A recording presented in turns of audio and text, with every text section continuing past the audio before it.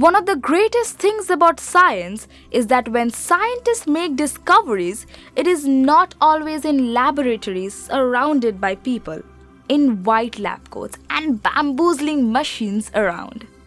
A lot of inventions and discoveries were made actually quite accidentally. The discovery of cell was also quite sudden. Do you see the lovely creatures swimming behind me? What do you think they are made up of? Yes, all of these wonderful creatures are made up of cells. A cell, perhaps, as you know, is the fundamental and basic unit of life. Think of how our houses are built, brick by brick, arranged in neat patterns. So, this arrangement of cells arranged neatly to form tissues, which in turn forms organs, organ systems, and ultimately us, living organisms. Hello friends, welcome to Notebook. Before we delve deeper into the chapter, the fundamental unit of life, and learn about the fascinating world of cells, let us sit on a time machine and travel back in the time to understand how cell was discovered. Let's go. It all started in the early 1600s, somewhere in Netherlands, where a spectacle maker by the name of Zacharias Janssen invented the first compound microscope, and soon it became a huge hit in the market. When Anton van Leeuwenhoek heard about this, he thought of making his own microscope, and once it was ready, he went all around town inspecting anything that he could lay his hands on. He was absolutely fascinated by the teeth and gums of people, who perhaps did not brush back then, leading to the discovery of a whole wide world teeming with bacteria. Sounds disgusting, right?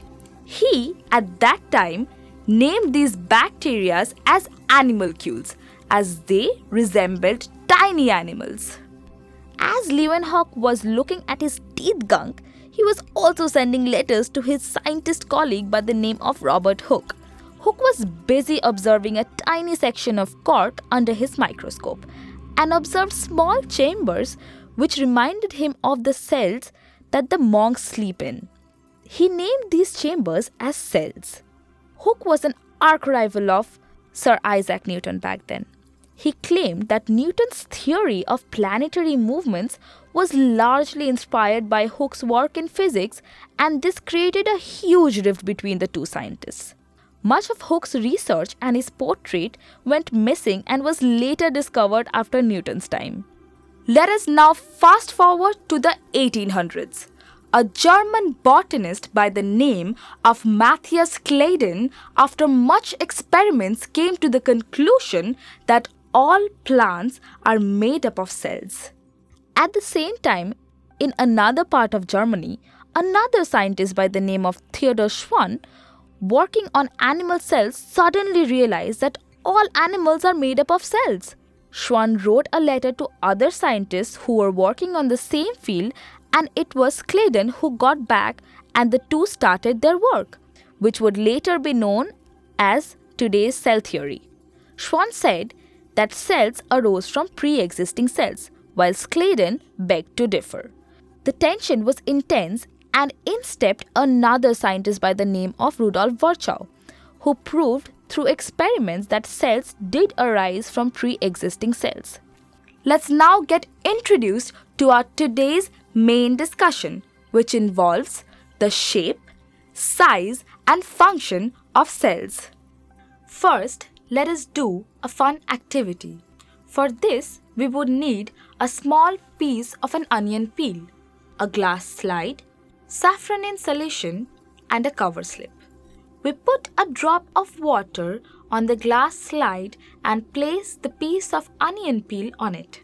Now we put a drop of saffron in solution and cover it with the cover slip. We have just made ourselves a temporary mount of onion peel. Now with the help of our teacher, we need to observe it under a microscope and do try drawing what you see on a white sheet of paper. Yes, you might have drawn something like this. These are nothing but the cells of the onion, and the tiny spot that you see in each of the cells They are the nucleus. Now let us take a look at the basic characteristics of cells. Cells have the ability to replicate independently. They act as a store for hereditary information. All life processes are performed by them. Cells show similar chemical composition. Organisms can be classified as unicellular and multicellular based on the number of cells present in them. While unicellular organisms constitute of a single cell which is specialized to carry out all the different life processes necessary for the survival of the organism, multicellular organisms are constituted of multiple cells, each specialized to perform different functions.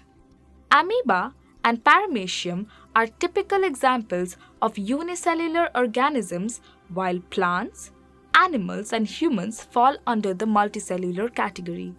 Friends, when we talk about cells, the first thing that comes to our mind are small spherical or polygonal objects.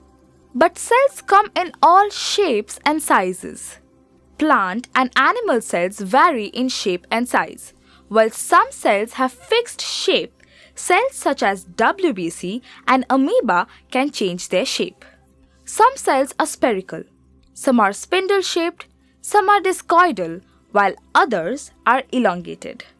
The size of cells also show a great deal of variation, from the smallest cell of mycoplasma to very large cells, such as the egg of an ostrich. The longest cell of the human body to be recorded is the nerve cell. A nerve cell or a neuron can reach up to 90 centimeters in length. The cell performs some major functions which are necessary for the growth and development of an organism. The cell provides support and structure to the organism. Cell wall and cell membrane are two integral features that provide structural strength to the cells. Cells help in the import of various nutrients for carrying out various chemical processes going on inside the cell. Cells require energy to carry out different chemical processes, which is obtained by photosynthesis in plants and respiration in animals. During the process of cell division, cells divide and parent cells give rise to daughter cells. Hence, we can conclude that a cell aids in reproduction. Thus, from teeth gunk to feuding scientists, the discovery of cell has come a long way. Though science might seem boring at times, especially learning the theories, but the history behind the theory can be fascinating. So if something bores you, dig deeper. It probably has a weird story behind it somewhere. Now that you finally know the mesmerizing history behind the discovery of cells, and that you have already been introduced to the structure and function of cells, we are ready to delve deeper into the lesson. Hope you really enjoyed this video. We shall meet you soon in our second part of this topic. Till then, Team Notebook wishes you goodbye.